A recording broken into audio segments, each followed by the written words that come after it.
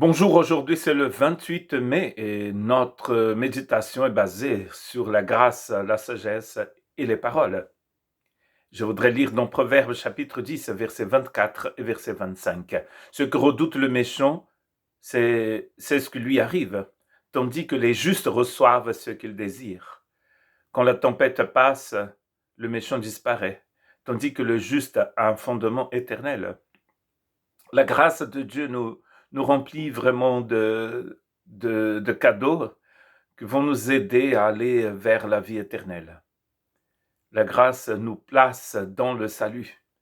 Le salut se trouve en Jésus-Christ, le Fils de Dieu. Et quand nous construisons notre maison sur le sable, les conséquences sont dramatiques. C'est ce que nous raconte Matthieu chapitre 7, versets 24 à 27. C'est pourquoi quiconque entend ces paroles que je dis et les met en pratique sera semblable à un homme prudent qui a bâti sa maison sur le roc. La pluie est tombée, les tempêtes sont venues, les vents ont soufflé et se sont jetés contre cette maison. Elle n'est point tombée parce qu'elle était fondée sur le roc. Mais quiconque entend ces paroles que je dis et ne les met pas en pratique sera semblable à un homme insensé qui a bâti sa maison sur le sable. La pluie est tombée, les torrents sont venus, les vents ont soufflé et ont battu cette maison. Elle est tombée et sa ruine a été grande. Quand nous plaçons notre assurance en Christ, nous bâtissons notre maison sur le roc. Et c'est écrit qu'il est le rocher des siècles. Nous bâtissons notre maison sur le Seigneur. Et du coup, quand la tempête vient et quand elle viendra, la grande tempête, notre maison restera debout. Mais si nous construisons notre maison sur du n'importe quoi, si nous allons construire notre maison sur des vaines philosophies, comme nous dit Paul, quand la tempête viendra, notre maison s'écroulera, elle tombera, et sa ruine sera grande.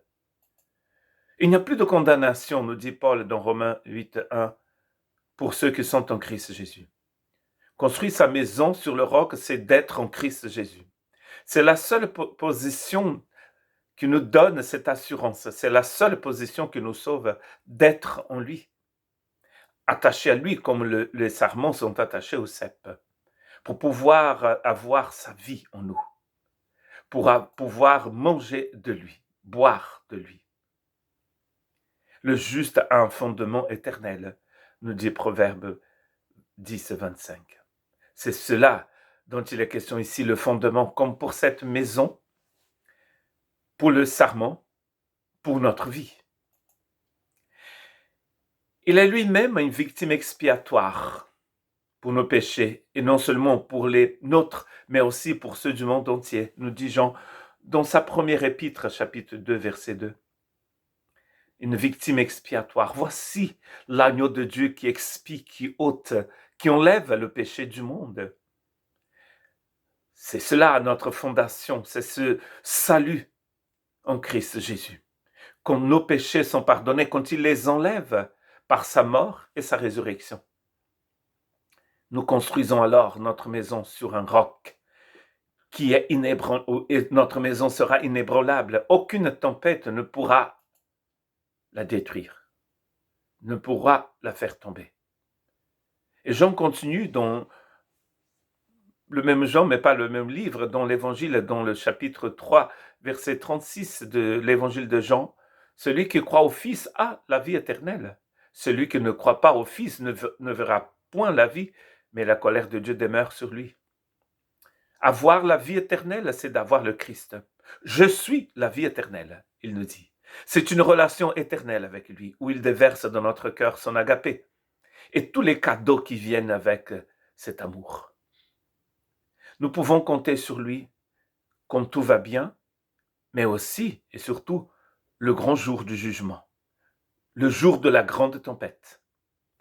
Si notre maison n'a pas de fondation, elle disparaîtra.